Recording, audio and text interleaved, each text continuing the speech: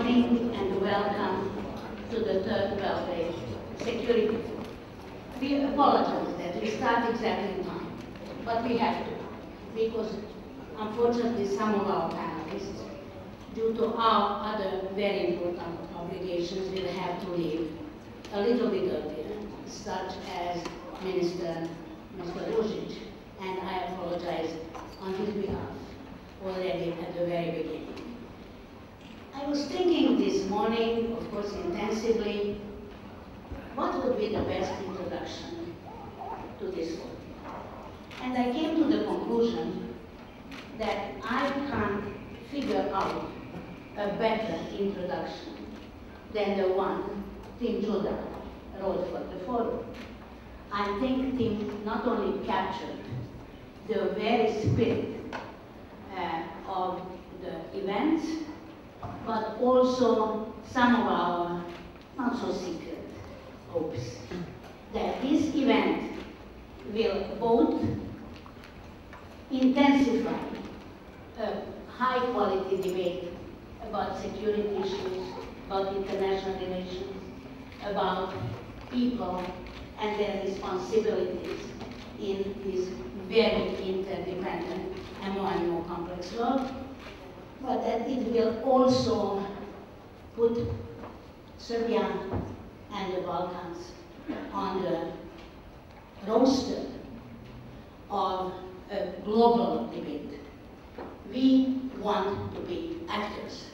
It was enough to be discussed by others. We must do whatever we can. We are aware of our size and our importance, but if we are real actors, if we really want to help solving the problems of others too, and not only looking at our own belly button, we will be understood not anymore as a problem, but as part of the solution.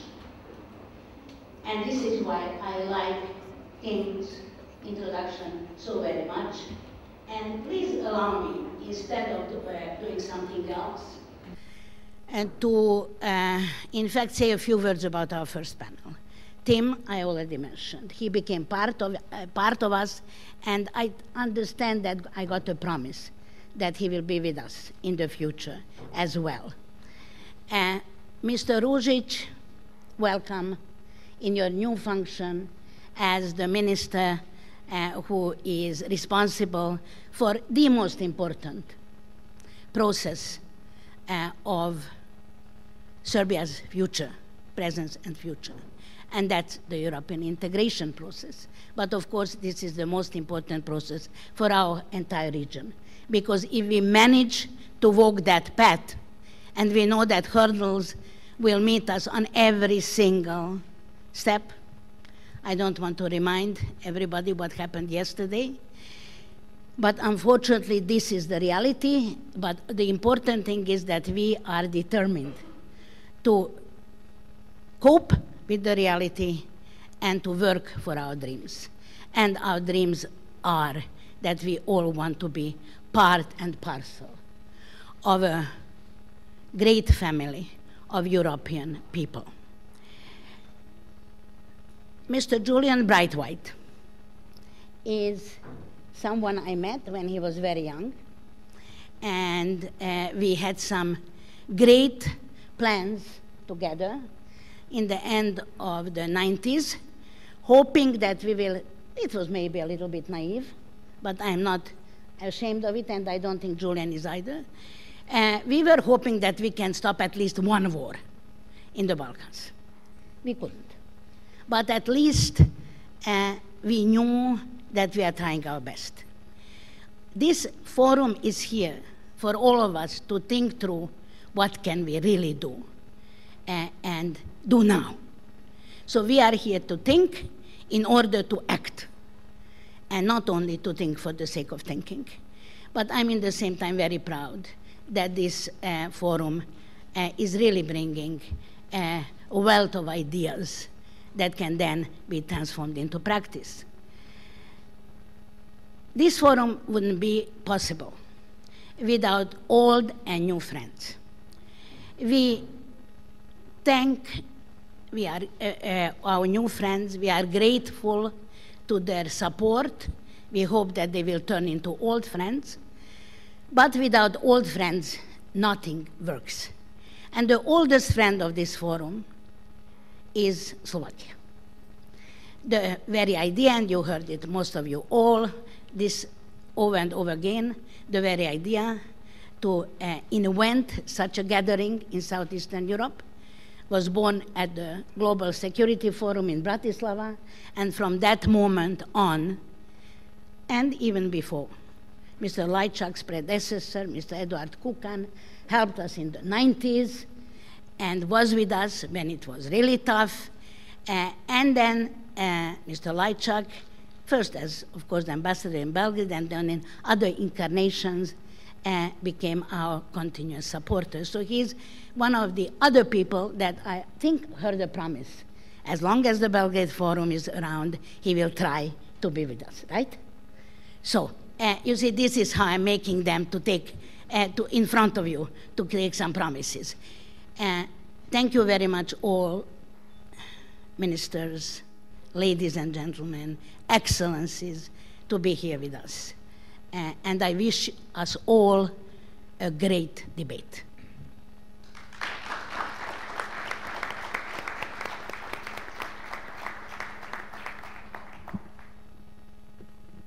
Well, thank you very much, Sonia, and thank you very much for having us all here yet again.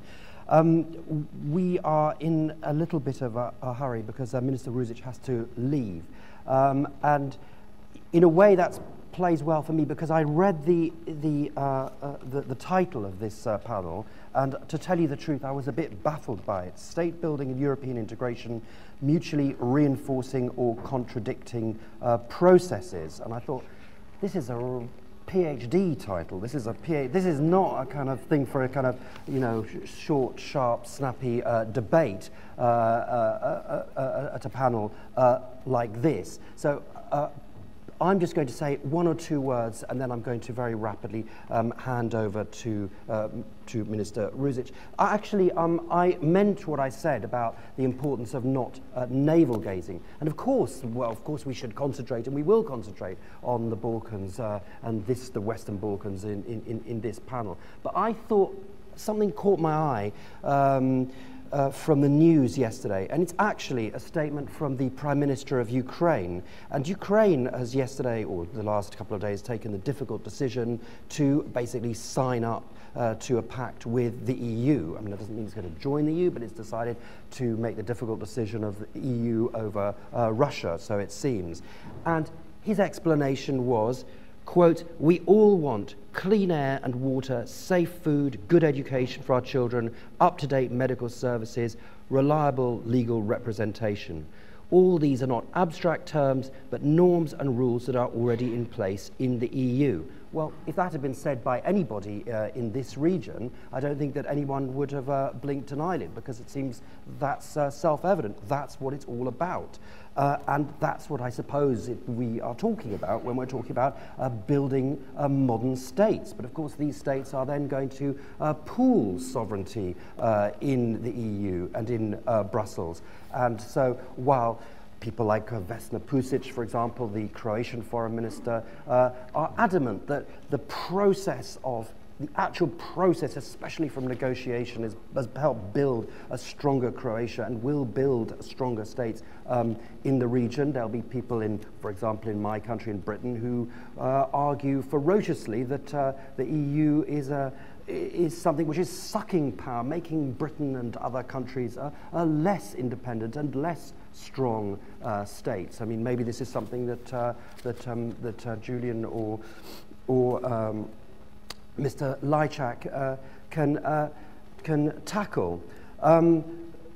So for every example that we can think of, or one argument, there's going to be a counter-argument.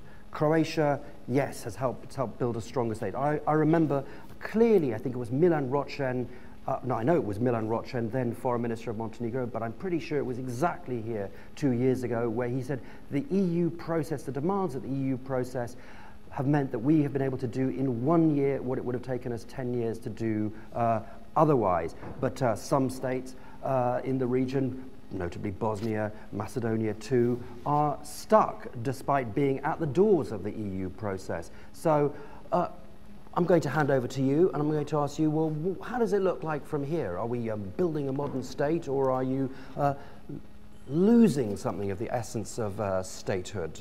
So you are, well, actually, I should say, there is actually, since we're talking about contradictions, a clear contradiction here, because Minister Ružić is Minister without portfolio for European integration. I mean, isn't that a contradiction?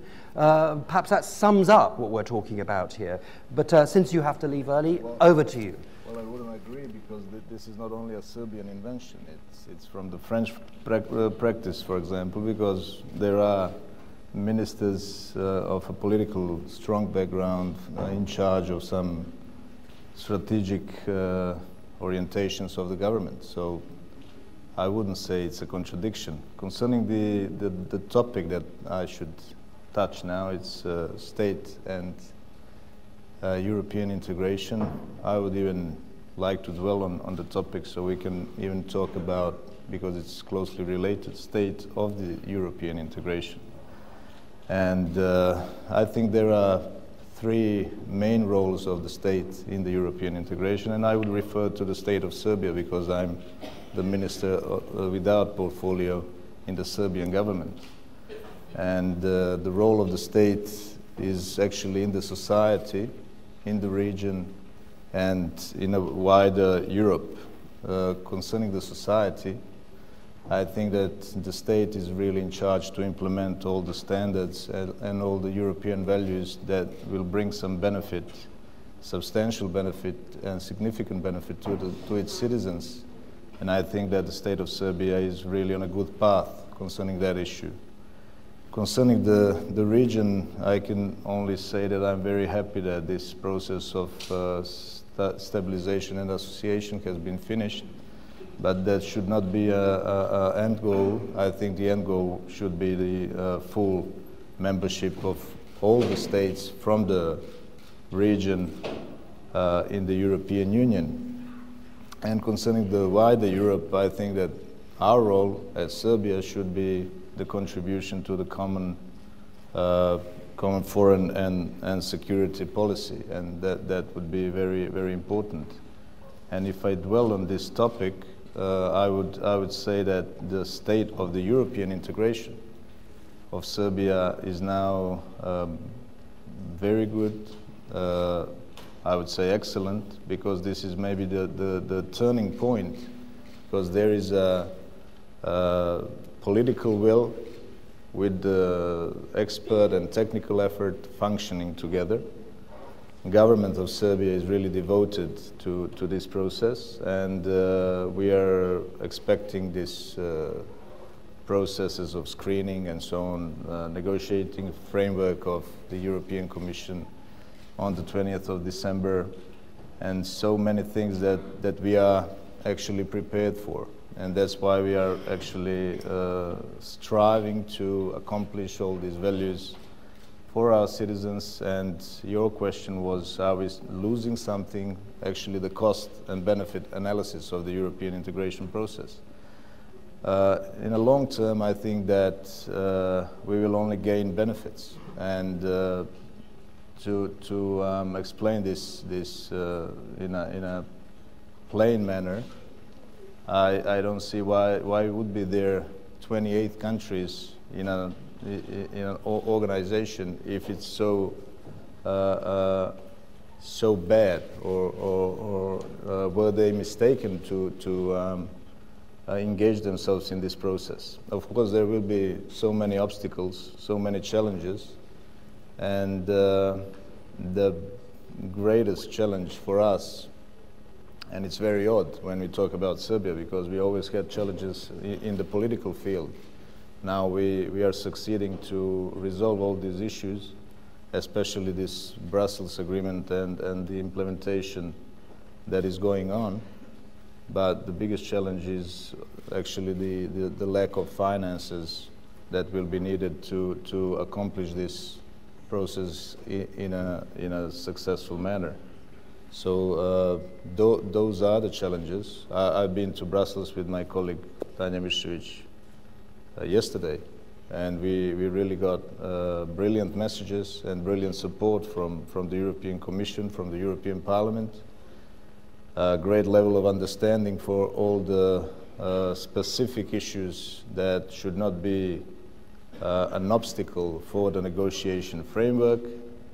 And I would say that the state of the European integration of Serbia is on a good path, and we are very well, because of that, very well aware of the role of the state of Serbia in the European integration. What's it like in, what's it like, I mean, I know you haven't been, what's it like in the real world, in the sense of outsiders or people like me have this idea that you basically get a rule book of 10,000 things you've got to do, and you negotiate a little bit on the margins, but there's not much that you can actually really negotiate because you're told that this is the way it is. You can tinker around on the margins, but then all these norms, rules, laws, regulations, you as a minister will then have to filter down to the ministries and say, this is the way it is, you've done this for 50 years, now do this. How does it work in the real world? Do you get resistance? How does it work? There is no resistance, and it really depends what kind of a student you are. For the last 10 years, we have prepared ourselves, thanks to the Office for EU Integration and many other people from the civic society, from some professors and so on. So it's not really the matter of applying this bunch of rules, norms, and so on, but it's really the matter to understand what those laws, implementation of those laws, norms, and all these formalities, as we see them, are actually bringing when you apply them. What does the plain citizen get out of it? And that is our role to explain through the media and to influence really the public opinion of Serbia. And sometimes from outside it looks very boring, but from the inside it's very challenging, very demanding, time consuming, and we have to do something that was done throughout more than 60 years, 62 years in the European Union, through the times of stability and economic growth. We have a poor social economic situation. We were not so stable in the 90s, you all know that. So we have to do that in a couple of years or even more. So this is a challenge, but I don't think that we are not prepared. So we like to take challenges. But at the end of the day, on the day that Serbia joins, will Serbia be a stronger, better state than it is today?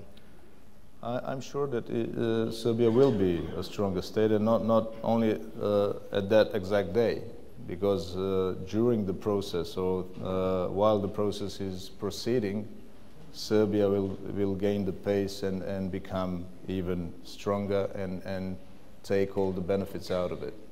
We don't think that we will solve all our problems, either social, economic, or some other problems.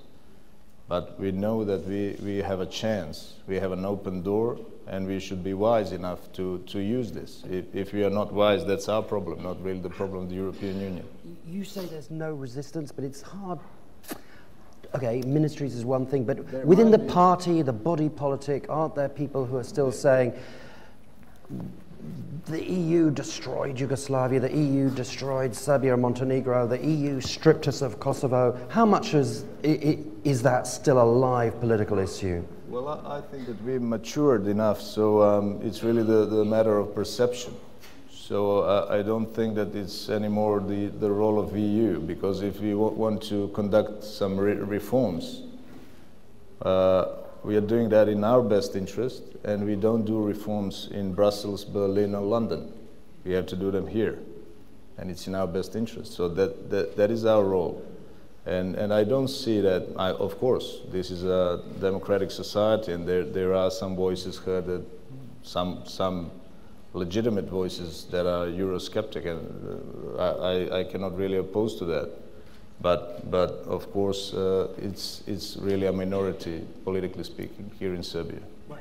Now, you've got to leave in 5 minutes, so I'm just going to do something slightly different. I'm going to, sorry? 4.5. 4.5 minutes. Mr. Lajcak or Ambassador Braithwaite, is there anything that you'd like to direct here or to put to the minister while he's still here before you to give your short spiels? Otherwise, I'm going to ask if there's one person in the audience who's dying to ask a question, but I'm offering it to you first. I mean, you said there was no resistance, and I think that is one of the really positive and hopeful signs. Really, is this sense of a sort of political consensus behind this process of European integration in Serbia. But what is it that you think that could undermine that consensus? Is there anything, or that building consensus? What are you concerned about as you look at the hard years ahead of patient negotiation reform? I mean, this is a marathon, not a sprint. What are the things that you want to focus on in order to ensure that you're able to maintain that consensus or build it and strengthen it? I mean, I would like to see this process in a broad manner, and there are, of course, some priorities that we have to succeed in so that we can go on. And of course, when I say we are starting already on the 25th, we have a very, very demanding chapter, judiciary, rule of law. It's really demanding. We have to actually finish the reform process in this field. But I wouldn't say that there are any. I mean, we have the list of priorities, but I wouldn't give any exclusiveness to any chapter. We have to see this process as a one process that we have to go through. So we have to prepare, and we did all our capacities to do that. And the main thing for every country, Mr. Lajcak knows that, is the political will of the decision makers. And the two main decision makers here are really devoted to this process. So that's a good timing for the new age of the European integration. Do you want to come in there? We just spent 30 minutes together, so I've asked all my questions already. I don't want to. I'm going to ask you one question before you leave. In this issue of European integration, in 1 minute, your final minute, what's the biggest challenge for Serbia and for the rest of the region, but for your country especially? Well, the biggest challenge, I mean, it's very hard to define. We'll see. The biggest challenge is the challenge of the European integration process. I mean, that is the biggest challenge. And I wouldn't say that, and I wouldn't define any other issue as the biggest challenge. There is the challenge of lack of money or financing the whole process when you want to, for example, comply with the environmental law from the acquis. There are challenges concerning this Brussels agreement and its implementation, local elections afterwards, parliamentary elections, community of Serbian municipalities in Kosovo. Those are all challenges, but I would only call it a challenge of the European integration process. Right. Thank you very much. Thank you. Okay, well, I'm sorry that you're going to... Is there anyone that is dying to... Well, if you've got a minute, if there's yes, one... have you got a minute? I would just like to see who is the one that is All right, well, there's got to be one person out there who's dying to ask a question, and this is your chance. Yes? Okay, so please tell us who you are as well. Thank you, Tim. My name is Angelusha Marina from Pristina Council for Foreign Relations. Thank you, Minister. It's interesting to hear you speak. I do agree with you that EU integration process is technical as well as political. You spoke mainly of the technicalities. Just now you dropped something slightly political. In my opinion, EU integration process for both Kosovo and Serbia is somehow interlocked. And I was just wondering if you want to touch a little bit on the political side of the EU integration process and the interdependence of Kosovo and Serbia, apart from just the municipalities that you mentioned. So all this question is in the light of yesterday's situation in Mitrovica North. Thank you. Well, officially, of course, and on the behalf of the government, I have to condemn the incident that happened, and I hope that the investigation will be finished very soon. Concerning the interdependence, I would say that the whole region is interdependent, and we are keen to share the same values and same standards to apply them in our societies. And of course, some of us are more ahead, some of us are not, for either political, technical, or some other reasons. But until we reach the standards, I think that we will all share the same values. Perhaps I'll just have one more question. What happens, we've kind of like we think, well, when you get to the day of joining, that's kind of a long way off. Let's deal with that problem when we get there. Why should it be a long way? Well, because there's a lot to do.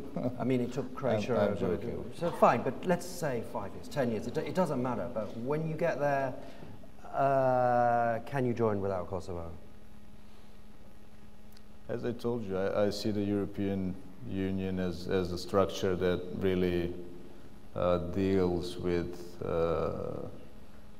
common goals, common issues, common values. So the European Union is not a structure that divides. So I don't think that will be a question at that time when it comes. Okay, Thank fine, you. all right. Okay, well, that's spoken like a true diplomat and politician, but okay, fine, that's your answer. Well, I'm not saying you that. Okay, fine, no, you're not a journalist, that's true. Okay, fine. Do you have some more time or not? Or I don't. You don't? Unfortunately. I have to Okay, leave. all right. Thank you very much. Good, okay, thank you very much. Thank you.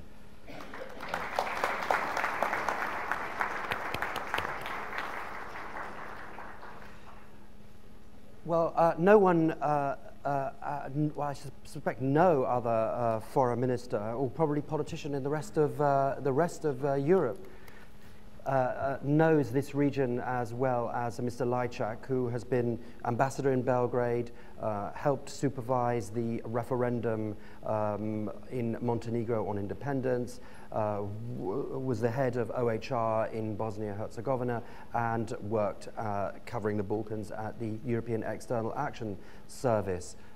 So we're very privileged to have you here and to ask you what you think about this question. Thanks.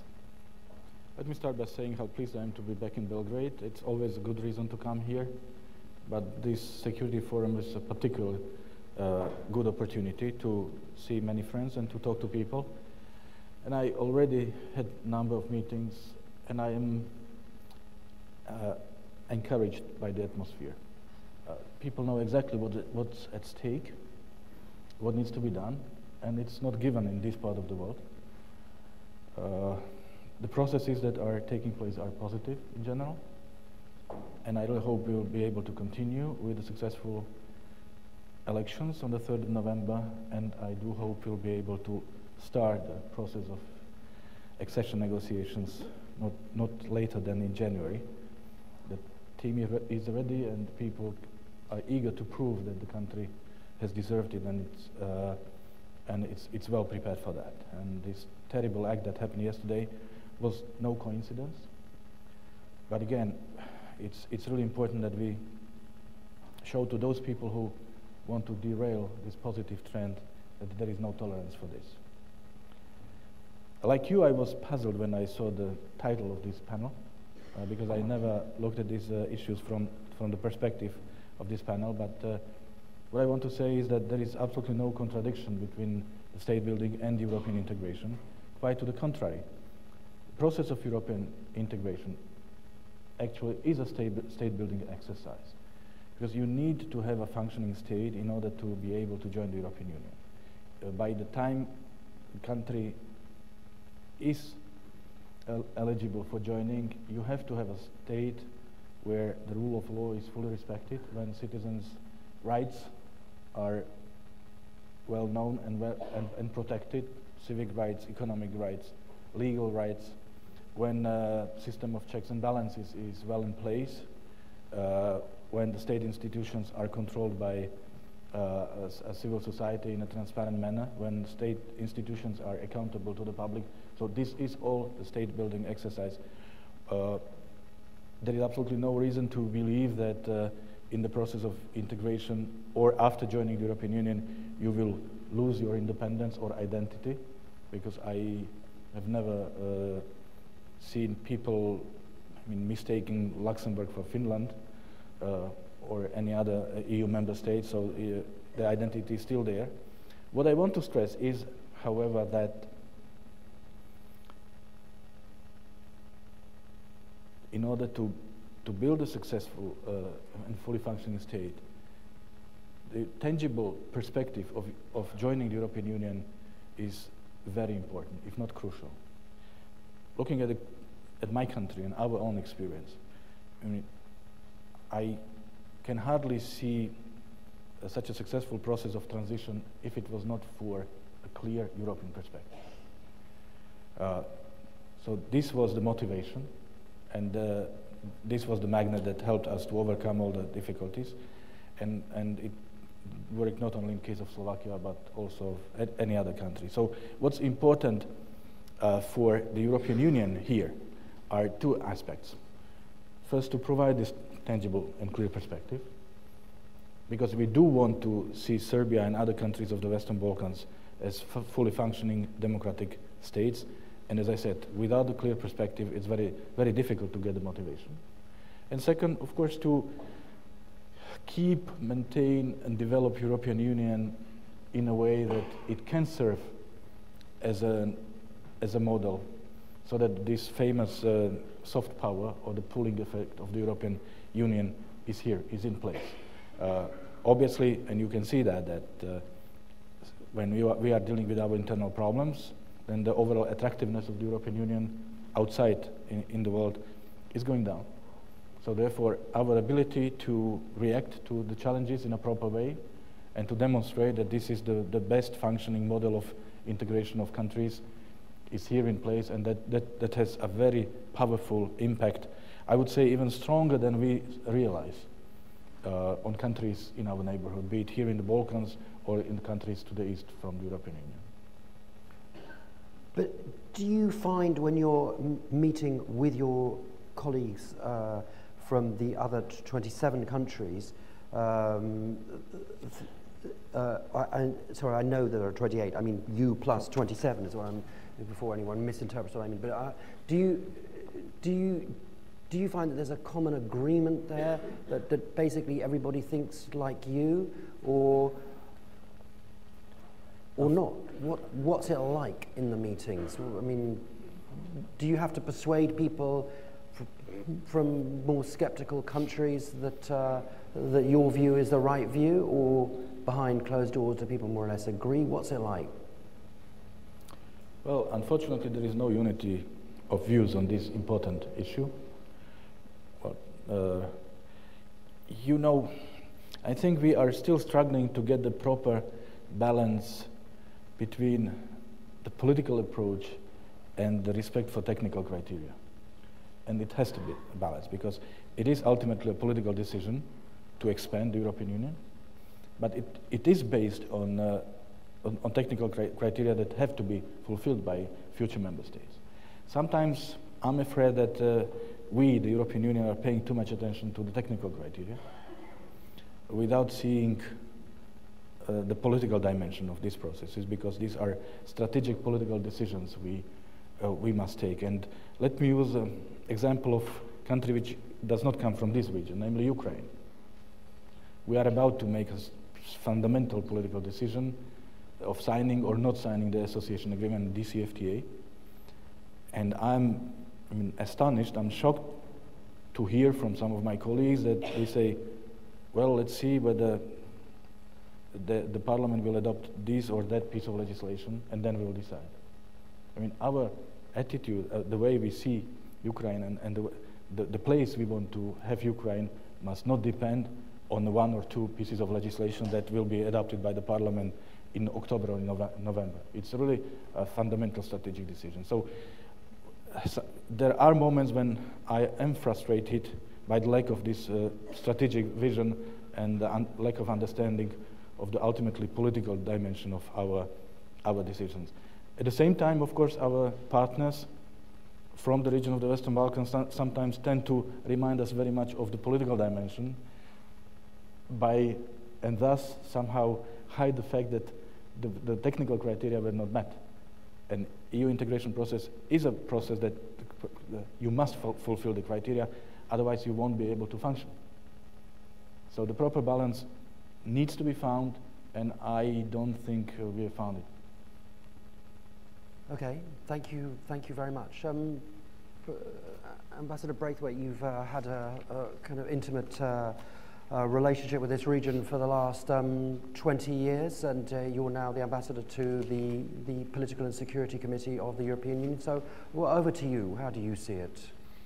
Thanks, Tim. And really just, I had three things to say. I was going to try and answer the exam question that we've been posed, but before I do, you're right, I'm a British diplomat, but I'm also a Serbski Zet, and I'm married to a local girl. I've lived here in Belgrade. One of the privileges of my current job in Brussels is that I do get to deal with the issues of this part of the world very closely, but in a very different context from the one that Sonia and I were working on in the 1990s, where we were trying to support civil society. Many of the people here in this room I worked with then, and it's a delight really to come back and see them now in positions of government and positions of authority in a country that now is on the threshold of this process of European integration, as a candidate to join the European Union. Sonia, back in the 1990s, I'm not sure if either of us could have thought that this day would really be something we could count on, and that's it's a real pleasure to be back here in those much more hopeful circumstances. The three things really I was going to say in answer to sort of the question was that, of course, as Miroslava said, the EU is a fantastically successful state-building project, but I suppose the second point is it is also limiting in terms of the role of the state, and it has its limits. And then the third thing I was going to do is perhaps come on to what this means for Serbia and the region.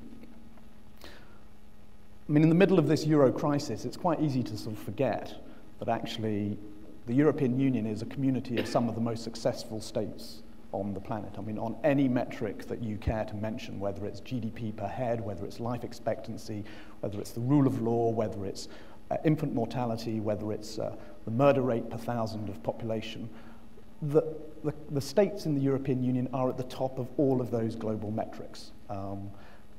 And as I say, it's quite often easy to forget that as we look at the problems that the European Union has, at the issues of the euro, at the economic crisis.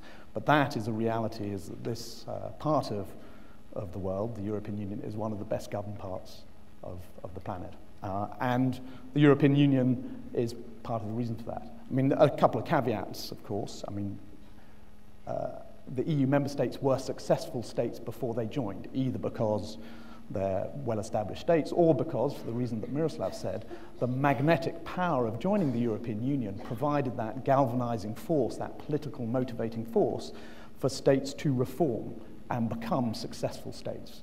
So by the time a state joins the European Union, it is, by definition, a successful state. The second caveat is precisely that point, which is not the European Union that builds states, it's states that build states. It's their politicians, it's their electorates, it's the sort of coalitions of interest that decide that, yes, these reforms, these difficult reforms, dealing with the vested interests that are trying to maintain the status quo, that it's worth tackling those vested interests, it's worth those difficult political processes in order to join the European Union. So it's states, it's their political leaders, and it's the electorates that support them that build states.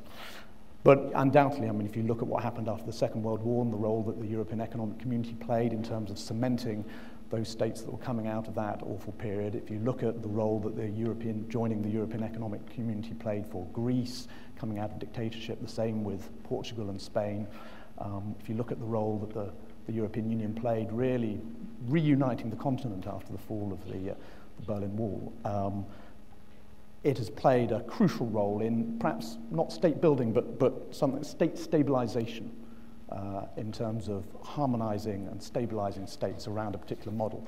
I suppose that's my second point, which is that it's a state-building process, but it's a limiting process, and it does have its limits. I mean, it's limiting in the sense that one of the things the European Union has done is frozen borders in Europe. And there have been no border changes really within the European Union once you join the European Union. It actually stabilizes the states within their existing borders. I mean, the dirty secret of most European states is they were created through conquest and war and expansion.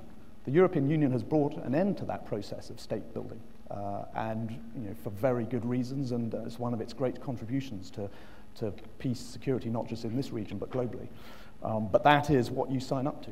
You sign up to clearly defined borders that don't change unless there is a democratic process. The UK may test that particular theory with its referendum next year in Scotland. But if you look around the European Union, one of the things it has done is it has stabilized states that actually, if you look at Europe's previous history, have always been moving. Borders have always been moving. The second thing, these are very specific types of states. They are states based on European values. We hold them to be universal, but they are values that began in this continent. They're values of democratic accountability, of human rights, of open markets, and that is the model. This is a very specific model of the state that the European Union enshrines. I think if you talk to the leaders of successful states in Asia, they wouldn't say that that's necessarily the only definition of a successful state, but it is the one that the European Union is united by. And then perhaps the third sort of limiting factor is that it is, as you said, it's also about making cooperation and the pooling of a certain degree of sovereignty compulsory. That is part of the membership dues of the European Union, is you do agree that you are going to cooperate and you're going to share a certain degree of sovereignty in the common interests. And it's limited, though. This is a process of state building that's really limited. It's limited to Europeans. I mean, it's an obvious point. It's limited to those countries that the membership of the European Union considers to have a European perspective, and it's limited to those countries outside the European Union that do feel European enough that they're prepared to galvanize themselves politically to take on these difficult reform processes in order to join the European Union. And we've all agreed, as we did at Thessaloniki nearly a decade ago, that this part of Europe was European and had the right to join the European Union. We're still having that debate, as Miroslav said, we're still having that debate about the eastern neighborhood, as we call it in the European Union. The UK's view is that Ukraine should have the right to join the European Union if it pursues the reforms that are necessary to do that. But that isn't a consensus view in the European Union today. But fortunately, it is a consensus view in the European Union today that the countries of the Western Balkans, this part of Europe, are European countries that have the right to join the European Union if they can meet the criteria. And the other limit that I'd identify is the European Union is limited by, this process is limited by the nation state. I mean, 10 years ago, we were talking about the decline of the nation state. I think what the economic crisis has shown is that ultimately the backstop of our systems, the backstop of our systems of governments, of our economies, of our societies, are the nation states. And if you look at public opinion across Europe, they are clear that there's integration can only go so far. Even in Germany today, a recent poll showed that the institution that the German people trust the most is their constitutional court in Karlsruhe, their national court in Karlsruhe. 71% of Germans trust the court in Karlsruhe, because that's the court that is trying to strike this balance between integration and the role of the state. 2 to 1 in Germany want to repatriate powers from the EU level to the national level. So this process of integration is reaching perhaps its limits in terms of where currently public opinion across Europe is, although that is that's a debate, and there's always been a tension between the leadership role that politicians play and where public opinion is. And to a certain extent, of course, this project has depended on political leaders to push it forward and then to convince and bring their peoples with them. Last point really on what all of this means for Serbia and the region. I mean, as I said at the beginning, I mean, it's fantastic to come here to Belgrade at a time when this is such a hopeful prospect. I began my career working on Bosnia during the war. I worked on the Eastern Slavonia negotiations at the end of the war when Serbs were fleeing in their tens of thousands from the rest of Croatia. and this was the last population of Serbs in Croatia that was facing the tanks pushing them across the Danube. And we are so far from that today.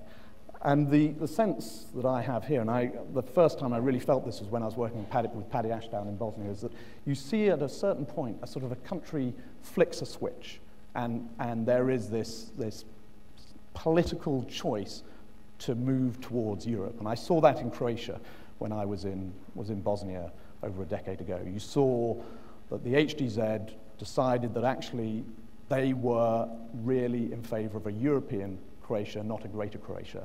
And once you see the sort of the political momentum moving behind that, this thing starts really gathering pace.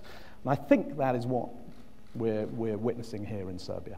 I mean, we just heard from the minister today about that this is something that you do not for Europe, you do it for yourself, you do it because it's in your own interests. And it's when the political leadership of a country decides that these reforms are in their own interest. They're not doing it because someone's told them to, they're doing it because this is actually what's going to be better for them, for their people, it's what they want to sort of make their political project. That's when you really start feeling that there is hope that this thing will really happen. And that, I think, is what we're witnessing here. I think it's not secured, but that is hopefully what we're witnessing here. And this process of European integration is really the answer to the sort of complexities of a part of the world like the Western Balkans. I mean, there are Serb communities still in Croatia. There are Serb communities. My wife has family in Bratunac, so I know just how complex that is. There are Serb communities, obviously, in Bosnia, and there are Serb communities in Kosovo.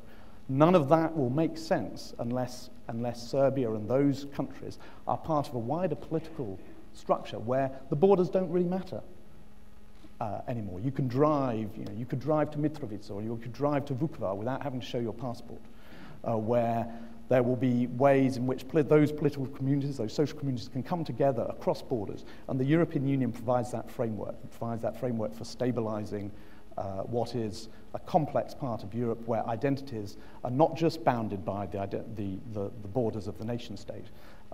So it is, this is a process that will hopefully lay to rest all of those shifting borders of previous decades and centuries. My other point on this is that Serbia really mustn't delay. I mean, we're reaching the end of that great wave of enlargement where every decade tens of millions of European citizens were coming into the European Union. That's coming to an end. And that's coming to an end because actually we're reaching the limits of where we can all agree are the boundaries of Europe. But we're also, within our own national populations, where there's a fatigue that's set in, there's concerns about migration. Serbia mustn't give Europe any excuse not to let them in. And so starting these negotiations and then just really pushing forward on the reforms, being visibly engaged and committed to this process. I'd highlight one example that I think has done Serbia fantastic credit in Brussels. When we were setting up an EU military mission, training mission for Somalia, we were desperately looking for a medical team that was crucial expertise for this mission. And none of the EU member states could come up with the medical team. And then Serbia came up with their specialist team from Weimar, who came and joined this EU mission. And that was something that everyone recognized was a contribution that no other member state was able to make, but Serbia could make it. So things like that demonstrate where Serbia can be part of this sort of community that is the European Union and build that momentum and that sense that Serbia deserves to be in the EU, I think is very, very important. And my last point is that the other thing that's so important about Serbia's process of integration is the message it sends to the rest of the region, and particularly to Bosnia. I mean, we used to talk in Bosnia when I was working for Paddy about replacing the push of Dayton with the pull of Brussels. And I'm afraid we failed.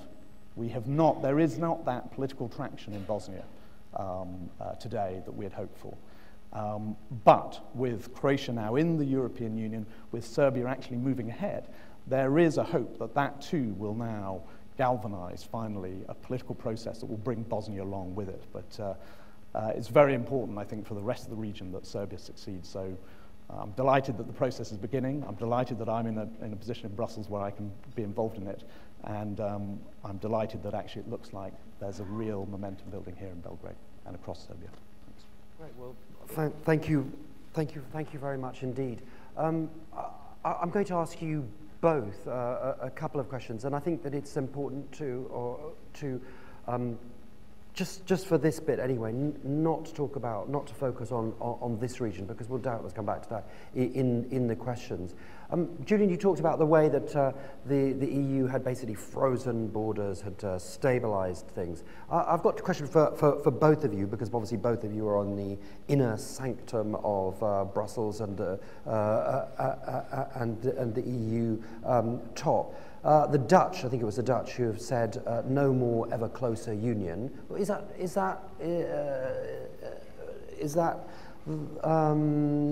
that mean for the future?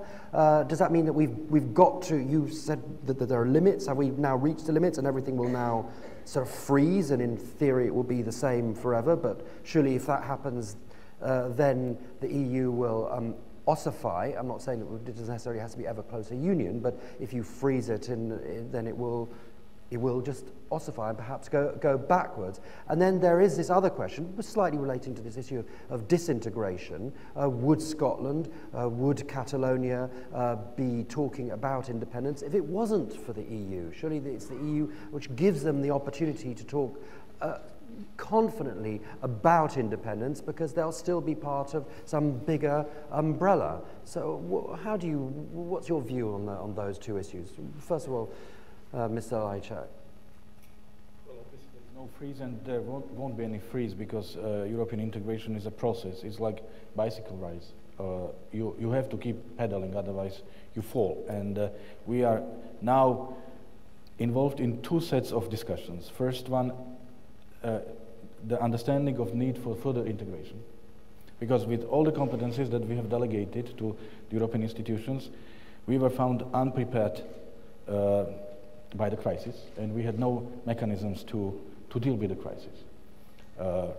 As we said, that 17 countries with single currency and with 17 separate fiscal policies, it just cannot work. So we need deeper integration, and at the same time, it's a very legitimate to ask about how the Union handles the competencies that were already sent to the European level, and whether it would not be easier and better for member states to get some of the competencies back.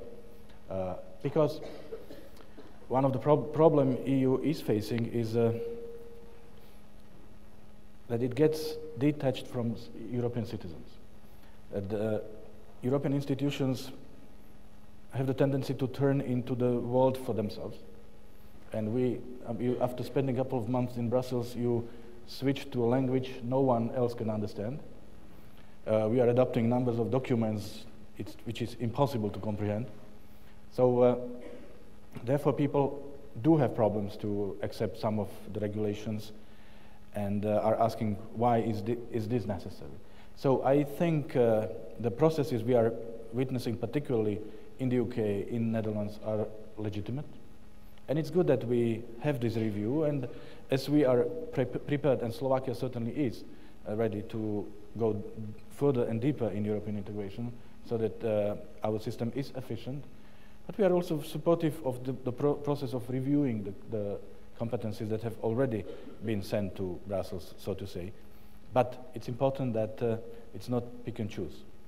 It's not taking the best parts and leaving the rest for the others. It's also important that the European Union continues to exist as a union of 28 member states, as an agreement among the 28, and not as a set of 28 individual agreements between individual member states and Brussels. It won't work this way. So there is nothing wrong with this discussion that is going on, provided we all have the interest of European Union as our priority. And what we do is done in order to make EU even more efficient, even more successful. Julian, We've mentioned the referendum in Scotland, but we haven't actually mentioned a referendum on EU membership. To be a bit provocative, do you think you could lose your job in a couple of years' time? Or you or your successor lose their job? Well, I think if we left the European Union, Britain would have even more need for people who understood the European Union, so I think I'm safe. But, I mean, coming back to your original point, I mean, what has, the process of European integration was always based on popular legitimacy, but it was an implicit legitimacy that came from European populations who just understood intrinsically how important it was for European nations to cooperate together so that they would never repeat the recent past that they and their parents had gone through. And that was particularly strongly felt on the continent, obviously. And that has taken this basically rather technocratic process of European integration, where the Commission is the guardian of the treaties and has a right, not mandated by any election, but has a right to propose legislation and so on and so forth. It's actually a very sort of technocratic, not particularly explicitly democratic process, actually, but it had a great deal of popular legitimacy particularly across the 6 original members of the European Economic Community, but also across the members that joined subsequently. But that mandate, if you like, has run its course. And what the European Union is now struggling to do is find new ways of building popular legitimacy for future projects that go beyond that. And this is where this sort of struggle over the sort of democratic deficit, democratic accountability comes in here. What is the way in which these processes of integration, these decisions that get taken in Brussels, can be made accountable to ordinary citizens in a way that they feel means that they have a say in them? And this is the risk that the European Union has now, and the Euro crisis has highlighted, is if you're a young person in Spain today, do you feel you have a say over your future? Do you feel that the 50% youth unemployment in Spain is something that you, through your democratic right to vote, can have some sort of say in addressing? And if people think that actually those decisions are being taken by people they don't vote for in Brussels who aren't part of their government, that will have a corrosive effect on the European Union. So there is a sort of I wouldn't call it a crisis of legitimacy, but there is a problem of legitimacy that the European Union is grappling with. So I think that's one side of it. I mean, your second point about the British referendum, I mean, that is actually the other side of this coin. In Britain, the process of our membership of the European Union is clearly contested. There are many who argue we'd be better off out. And in the end, if you can't convince at least 50% of your population that it's better off being in the European Union, then perhaps we shouldn't be in the European Union. Personally, I think it's absolutely in our interest to be in it. And I also think that this is an argument that actually can be won. But if we are to, if we're to practice what we preach and believe that actually these processes do need to be accountable to our electorates, then the case for a referendum and then winning it and winning that argument democratically is strong. It is there. And it's the same reason why we haven't shied away from the issue of a referendum in Scotland. Again, if you can't convince the majority of the Scots that they're better off being part of the Union, then they shouldn't have to be part of the Union. And again, that is an argument that I believe can be won. But we need to be ready to win that argument. And if you can win those arguments democratically through legitimate democratic processes that everyone agree on the ground rules of them, your state and your democracy is stronger for it.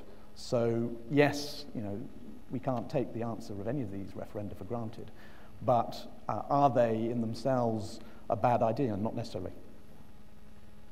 I'm going to ask you one more question before we throw it out. If you read the popular press in Britain, but not just in Britain, I have no doubt,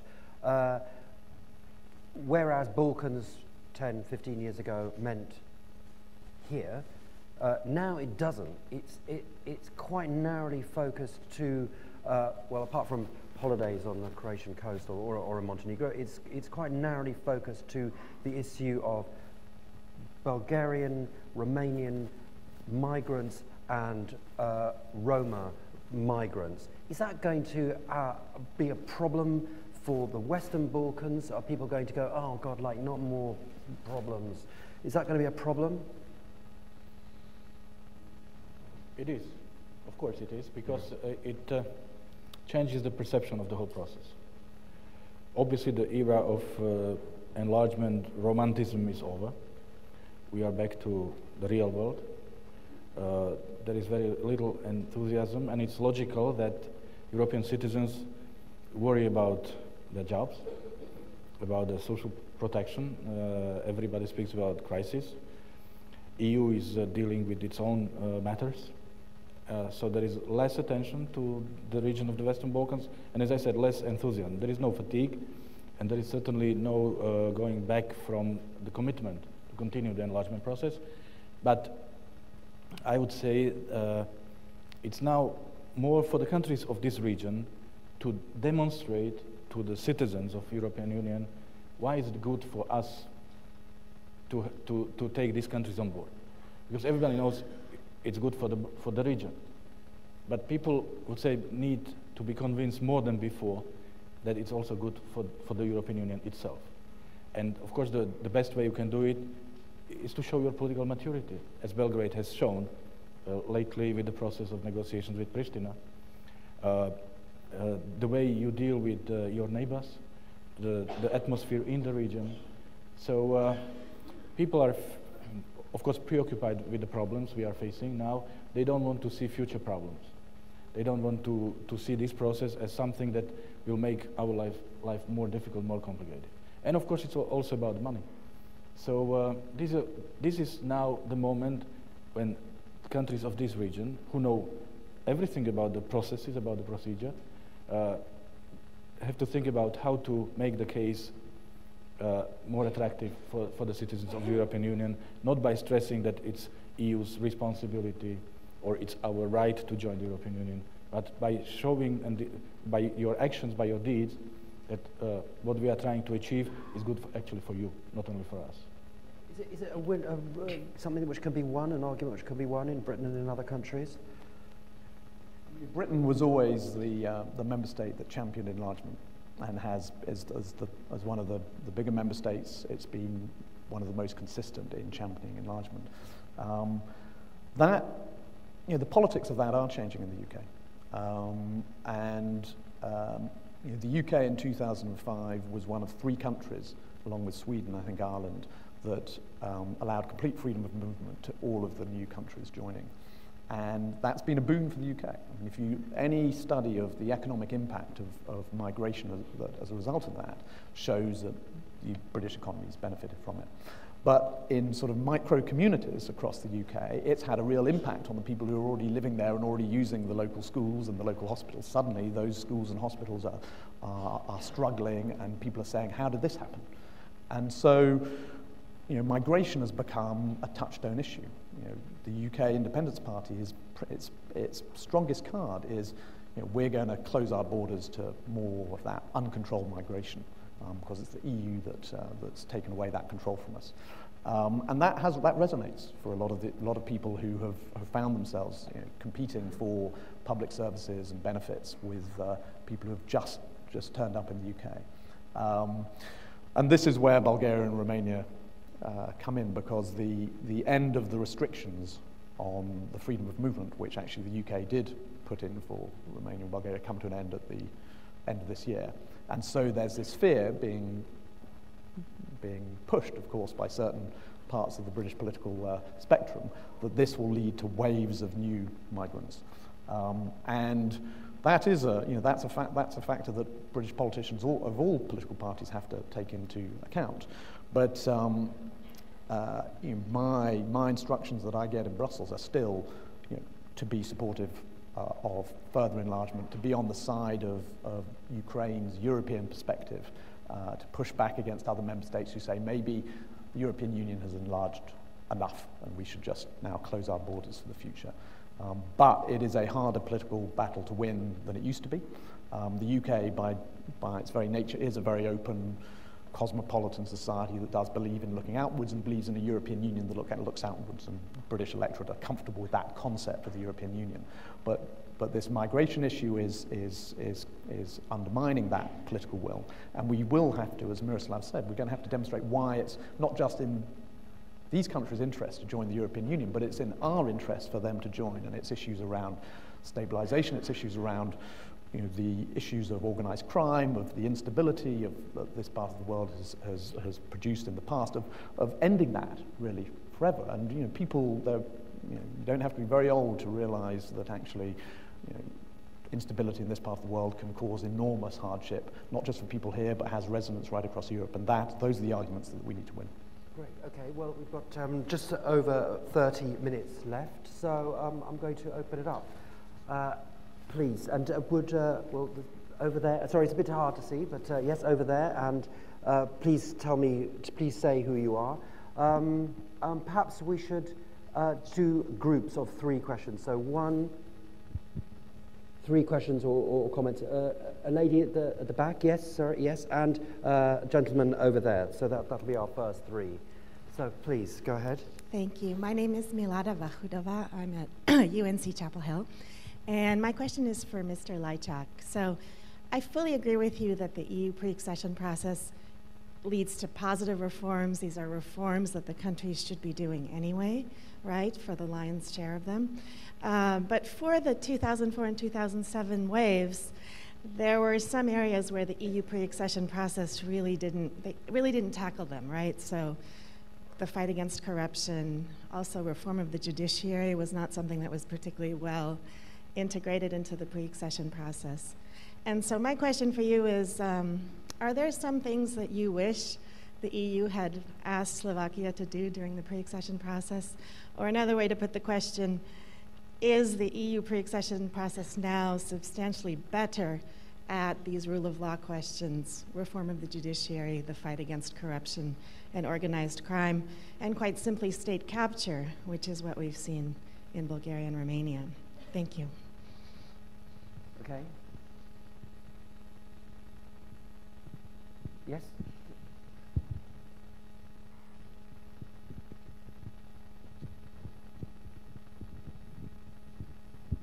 Thank you. My name is Besa Shahine. I am a senior analyst with the European Stability Initiative. My question is also for Mr. Lajčák. You said something which is so true this morning, that without a clear European perspective, it's very hard to see how the Western Balkan states are going to develop. Now, Serbia has a very clear European perspective. However, Macedonia doesn't really. It's being blocked by Greece on a name issue. Bosnia doesn't really. It's being sort of blocked by its own internal political divide. And Kosovo doesn't really.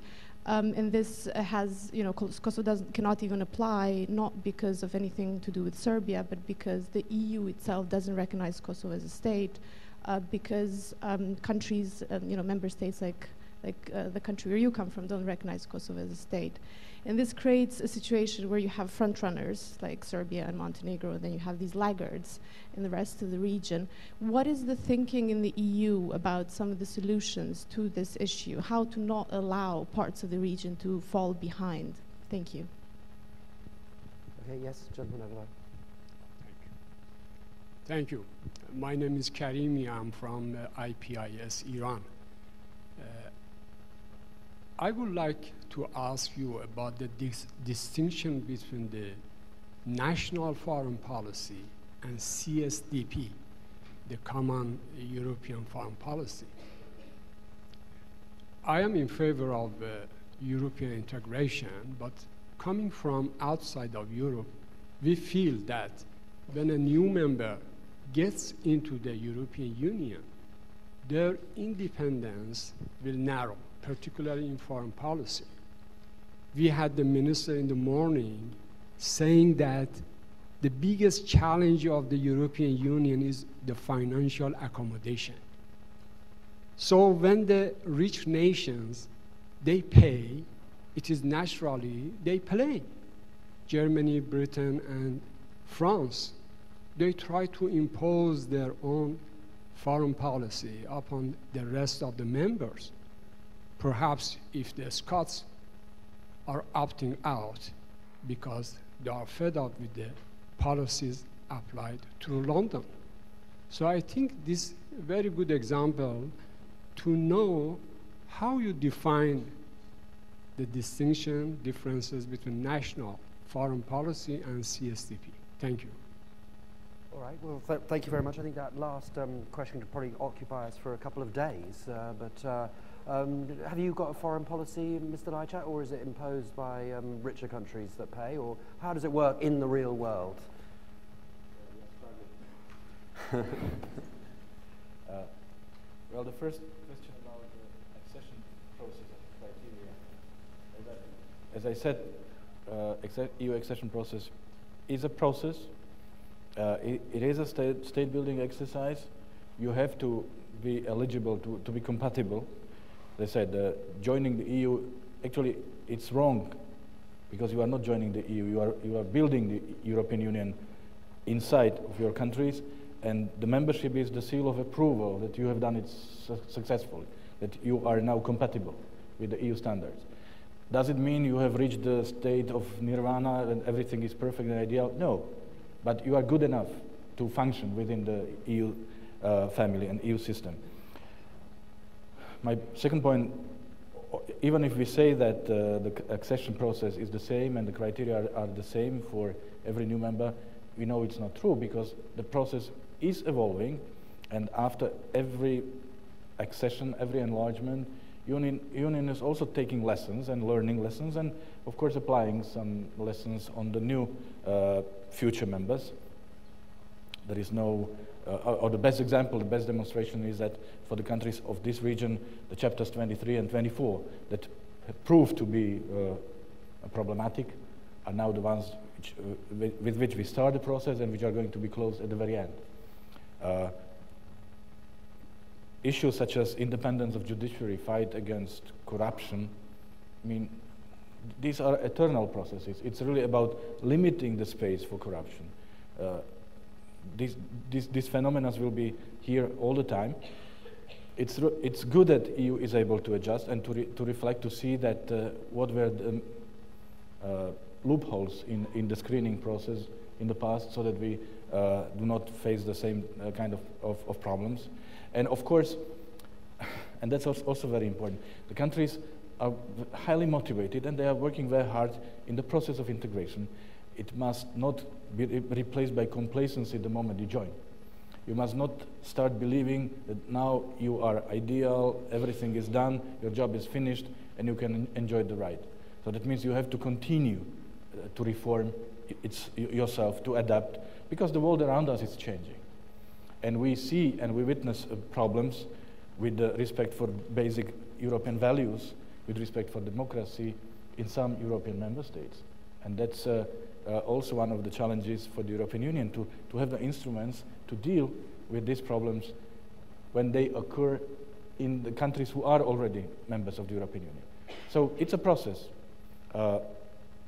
And I really believe that our accession process was fair, was demanding, it helped us a lot, and I also understand why some adjustments were made, because they are for the benefit of future members and for the benefit of the future European Union. The second question about the clear European perspective and about the division we see here in the region. I think that Serbian example shows clearly that all you need is a political will and resolve. There are no impossible issues, there are no unsolvable problems. What we are seeing is the readiness or the lack of it to deal with these problems. Serbia has had the issue of Kosovo. Macedonia has been struggling with the name issue. Bosnia and Herzegovina is now identified with the Sejdić-Finci problem. But you see, Serbia found the political will to start dealing with its relationship with Kosovo, and it's moving, and everybody is appreciating that. And no one can tell me that finding a solution to the Sejdić-Finci is more complicated than reaching a deal between Belgrade and Pristina, and let alone the name issue. So I see no political will in Skopje or in Sarajevo. When you go to Sarajevo or to Skopje, you hear what the others should do differently. You don't hear what we are going to do differently. And that's the problem. So it takes two to tango. It's true in this case. European Union should do its part of the work, but we cannot do the part our partners must do. Kosovo's case is specific, but What's important is that no one questions the European perspective for the entire region, including Kosovo. And consecutively, every December, we adopt the set of conclusions with regard to the enlargement where Kosovo is part of, and these conclusions are adopted by the consensus of all EU member states, and I think this is encouraging. And the last question, it would be a question for a whole new panel about the national foreign policy and CSDP. One of the major fundamental changes the Lisbon Treaty introduced was particularly in the domain of European foreign policy. And it started a process. We have European External Action Service, we have the High Representative, and the situation has changed. Now, there is less space for member states and more space for the European foreign policy, which is good, because we want the European Union to be a player who is visible, who is efficient, who is fast enough, who is flexible, and for that we need to transfer more competencies in the area of foreign policy. So the philosophy is simple. Whenever and wherever we can agree on common position, this position should be communicated by the representative of the European Union, by the High Representative. But apart from that, there is a lot of space that member states can exercise their own particular national interests, and of course they are acting independently here. There should be no competition. Sometimes it is, but don't forget it's the beginning of the process. But we are moving in the direction of having common European delegations or embassies. One EU house where member states will send a couple of diplomats to cover that particular area that is interesting for them. We are moving in the direction of sharing our political reporting rather than multiplying the same effort. We are moving into the direction of making one European address instead of 27 in third countries, or 15 or 20. So it is working, and when you look back, 2-3 years ago, even here in this region, US was the #1 player. Right now, Belgrade-Pristina process is clearly EU-led process. European Union has a strategy for Bosnia-Herzegovina. EU is more and more #1 player in many areas, which was not the case 3 years ago. So we are moving, and I'm absolutely sure that in 5 years' time, in 10 years' time, European foreign policy will be very different from what it is today. But I'm still not afraid that the foreign ministers of the EU member states will get out of job, because there will be still plenty to do for us. But we don't have a common foreign policy on Syria, for example. We don't. So we don't. Okay. We are struggling. But could we in 10 years, or is that also unlikely? I mean, or whatever is the crisis in 10 years? We don't have common position, common foreign policy on Ukraine even, or other countries which are close to us. But we are struggling. We are sitting for 12 hours. We are discussing. We are trying to get there. All right. Do you want to pick up on any of that or any of those issues, Julian? It's only for 12 hours. If only it was only for 12 hours. I spend hundreds of hours every month on this, which is, I mean, the process that I'm involved in is precisely this process of common European foreign policy. But it's not imposed on anybody, because all these common positions require unanimity to agree them. And so the debate is, put crudely, my instructions are to try and align European common positions with British foreign policy positions. That's my role in a sentence. But it's a negotiation. And there is, I mean, as Miroslav said, there is a sort of there's a deal. The UK gets to talk in the name, or France gets to talk in the name of Europe, but has to compromise and allow a say to all of the members of the European Union in order to agree those common positions. And also, once those common positions are agreed, now increasingly, for those to be very ably represented by the growing External Action Service, which Miroslav was a leading member. And it's thanks, not least really, to Miroslav's work, I think, in Brussels in those initial 2 years, that the EU role here in the Balkans has grown in such a degree as he describes. And it's not just here. I mean, yes, these common European positions are agreed by unanimity, and yes, there are big and controversial issues in the world where we can't reach common positions, and it takes time. But actually, when you do have these common positions, the EU can be a player that the UK couldn't be, or France couldn't be, or indeed that the United States couldn't be. I mean, if you look at, what the EU is particularly good at doing is dealing with long-term processes, more chronic crisis management than acute crisis management. I mean, Syria is very much an acute crisis, and ultimately, if it's going to come down to military action, these are decisions taken by political leaders in a few countries.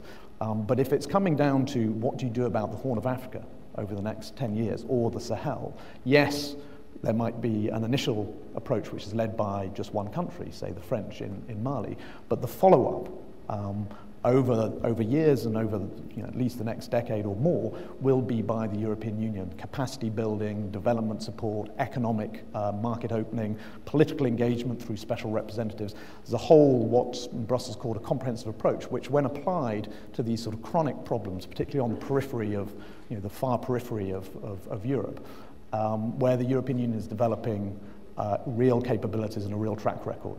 So yes, there's the enlargement process, which here in the Balkans has a huge political impact and is one of the most successful examples of European external policy.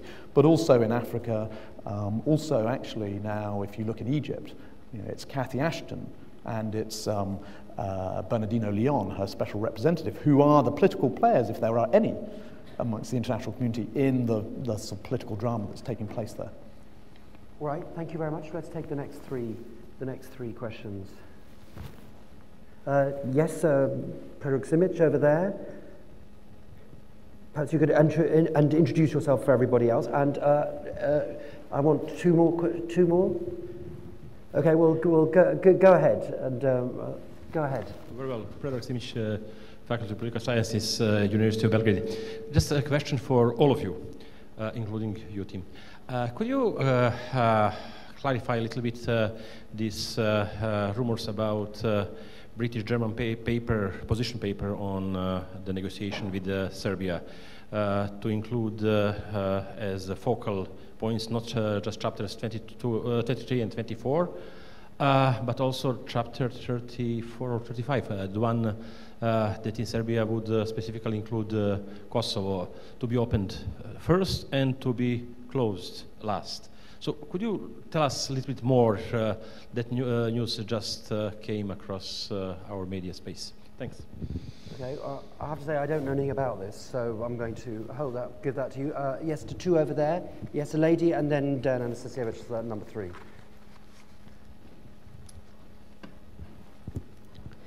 My name is Svetlana Petrakova. I'm from Moscow. My question is, could you please tell about the main problems which Slovenia faced during the integration process?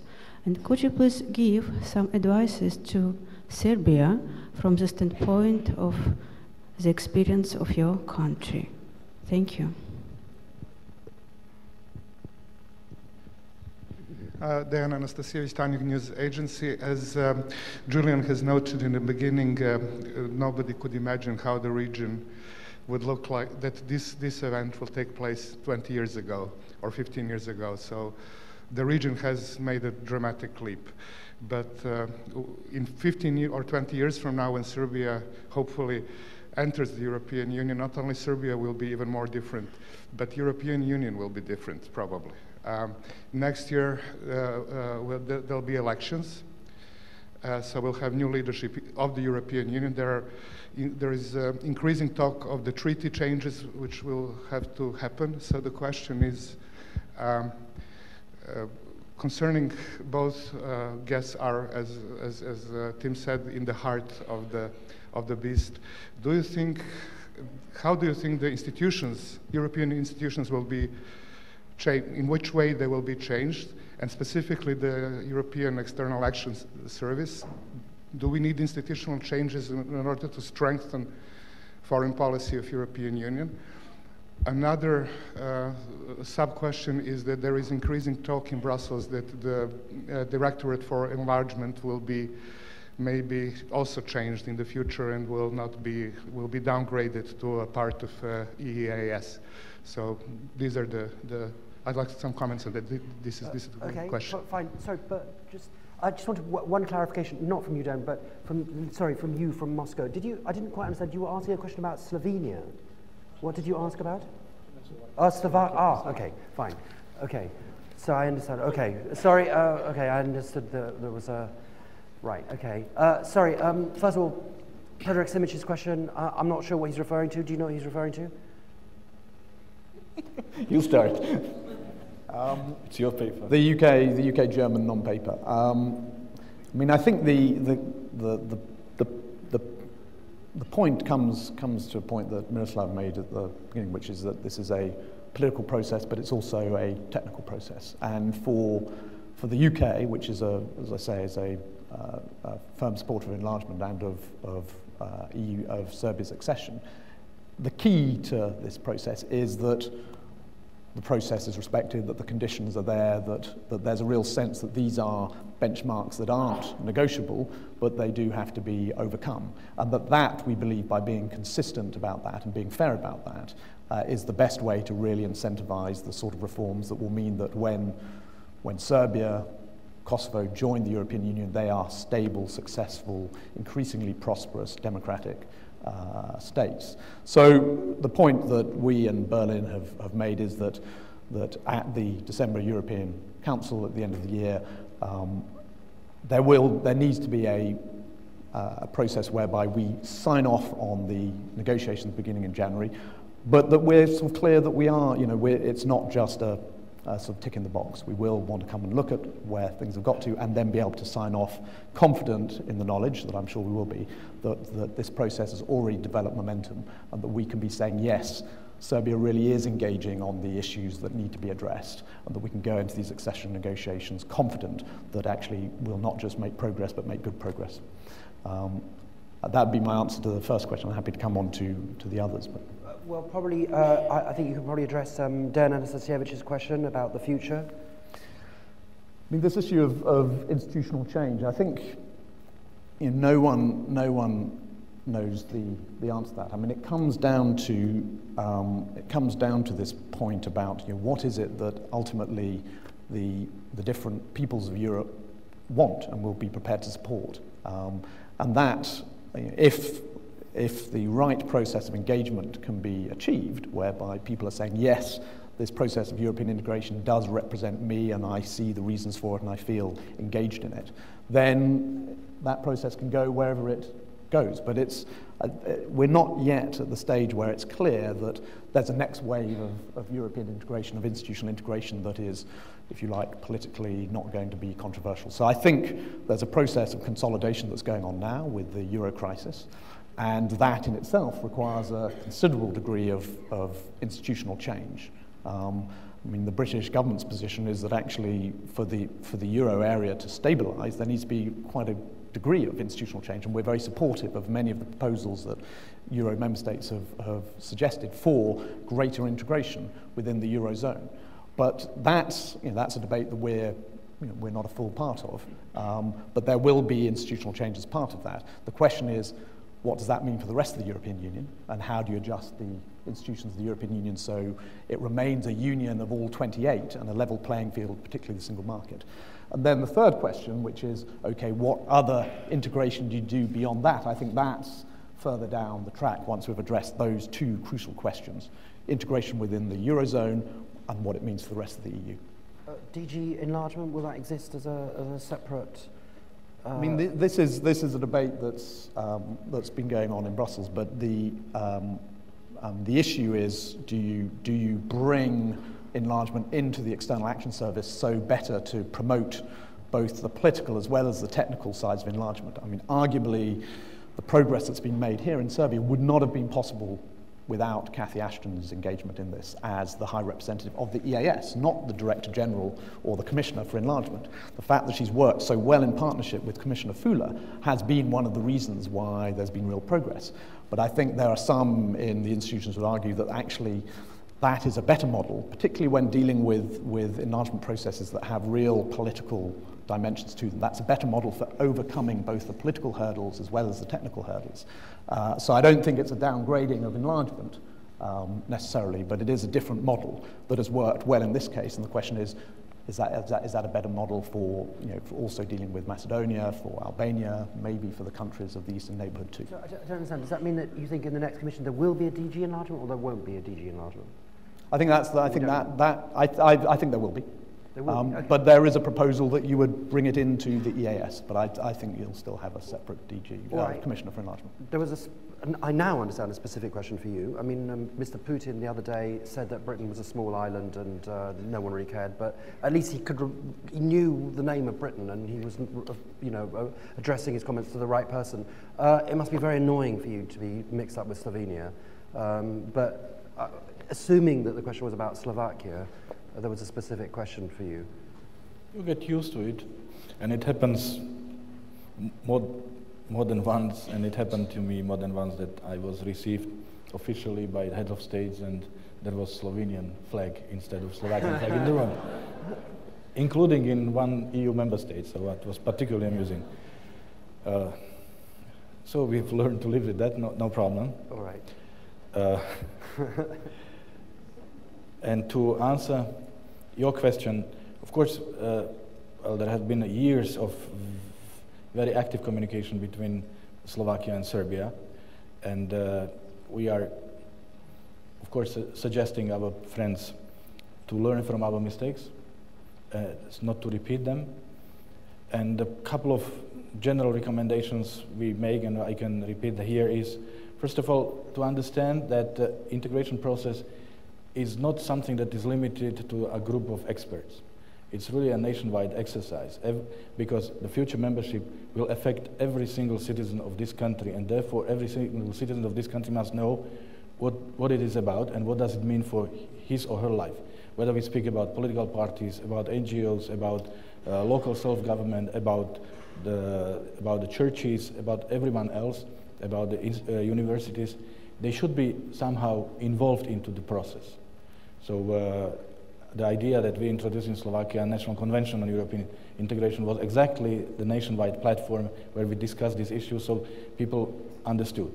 It's really important, and I met with Minister Ružić earlier this morning, and I told him, it's good that you are the Minister for European Integration, but every member of the government must be a Minister for European Integration, responsible for his area. There must be no illusion that you are the one who is dealing with EU and with Brussels, and the rest of us will continue with the business as usual. It won't work. But people who are responsible for this process here in Serbia know exactly what needs to be done. So I was really preaching to the converted. It's important that you understand that the transformation is something you do in your own interest. You don't do it to please Brussels. And it's all about reforms. This is what counts, this is what gets you there. And obviously, every single decision, every step you make must be linked to your European future. So everything you do must follow as an answer to the question, is it going to help me to get me closer to the European Union or not? If not, then I should probably not do that. Whenever you adopt a law or make any political decision, you have to ask this question beforehand. So these are very general recommendations. Speaking about the non-paper, it was not received with enthusiasm among the EU member states, including in mine. Why? Because I believe that when we are creating the negotiating framework, we have to stimulate the pro-reform atmosphere in the country, rather than demotivate the country from entering into the process. It's important that the process is comprehensive, because we speak about the very radical transformation of the society. So you have to, no issue must be left unaddressed, but there is a time when to address which issue. So you start with issues which are more simple or more easy to answer now, and you come to the more difficult ones when you are closer to the end of the process, when you know already what it takes, when you already smell the taste of membership, so that you are properly motivated. So I think this paper asks the question of normalization too early. And second point I want to make about the paper is that, as I said, it's a complex and comprehensive process, and I don't think one issue should be put above the rest of other issues. So one issue should not have the sort of privileged position of being able to block the other processes. And here, I was surprised that this paper somehow makes normalization of relations more important than the old transformation of Serbian society to be eligible to join the European Union. So this is why I think these are my comments on this paper. And about the institutions, there is no much enthusiasm about another treaty changes in Brussels and among the member states now, but it might become inevitable. We'll see. The fact is that we speak about banking union, about the fiscal union, about the economic union. So we'll see how far can we go without changing the treaties. But there is no question that we need to continue with these processes for the European Union to stay attractive, competitive, and this is what we all want. And about these particular issues about the DG enlargement, of course, it's one thing that you write a paper, and the other thing is to put it in practice and to see how it works. So right now, we have the High Representative who is responsible for overall foreign policy of the European Union, and you have Commissioner for Enlargement and Neighborhood Policy who is responsible for part of the High Representative's agenda without a clear distinction of what should Stefan Füle do and what should Cathy Ashton do. So it's for the two of them to agree. But basically, his portfolio is part of hers. So you have the very strong administrative capacity when it comes to enlargement in the Commission compared to the EAS.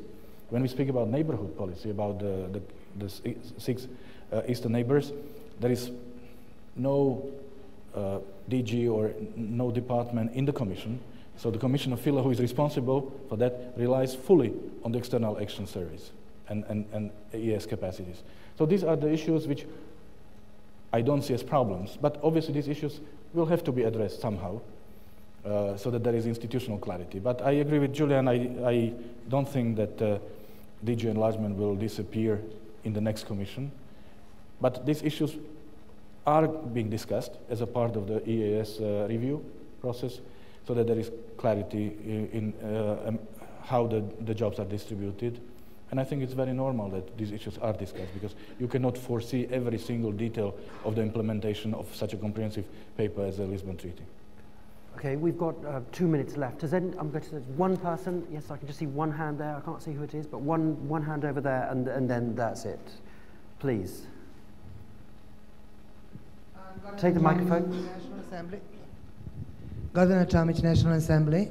I would like to have a comment from both of you, actually moderator included, about the announcement that was made by Mr. Lukšić, Montenegrin FMA, about B6, Balkan 6 countries, and the idea that he shared with all of us. Thank you. Well, the Balkan six-pack, what do you think of that?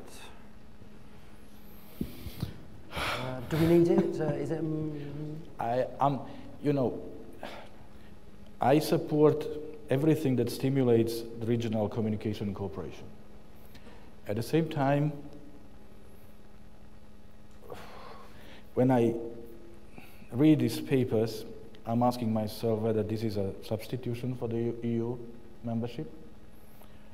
I don't think, okay, it's good to support every part of this initiative that brings each of the countries of this region closer and faster to the membership in the European Union. But avoid activities that will be duplicating or replacing the EU integration. You have no time, you have no capacity, and you have no need of doing so. So measure everything, including this initiative, through the optics of your future membership in the European Union? Jim? I'd agree with that. I mean, every country is joining the European Union on its own basis. But it is also absolutely clear that they will accelerate the more that they can build their economic links and resolve regional issues together. So a process whereby the countries that are joining the European Union are also saying, yes, we also need to be linking up across the region and promoting our common interests, that's a good one. But I think you have to avoid the formal structures that cut across EU processes or create a sort of a political confusion that somehow there is an alternative to the EU, which other member states, other countries that are wanting to join the European Union may disagree with. So yes, I agree with the spirit. Maybe the form is perhaps not the right one. Well, since you asked me, I will second that. I mean, I tend to have a scepticism of some of the parliamentary assemblies that already exist in Europe and think we may have too many parliamentary assemblies already in Europe. But there's absolutely no reason why there shouldn't be a Balkan model of cooperation drawing on some of these strengths of some of the useful things that the Benelux did or the Nordic Council did or Visegrad did, but would have to be one which you can't copy-paste. And I'm not quite sure whether in that form that's the right thing to do, because I'm, as I say, I'm sceptical about these parliamentary assemblies, which can often be junkets for MPs to go off and have a nice time and get sort of per diems. But on the other hand, anything that encourages cooperation between countries with similar background, similar history, and similar destinations is certainly to be welcomed. So, on that note, I think we will end. I've been asked to remind you that the next session, Helsinki +40 Current Security Challenges, which should be starring, I should say, Mr. Vučić, the Deputy Prime Minister, and he has to leave, I think, a little bit early, so please be back at 11:30 sharp for that, because we don't want people sort of trailing in late and biting into the time then. So coffee now, 11:30. Thank you very much.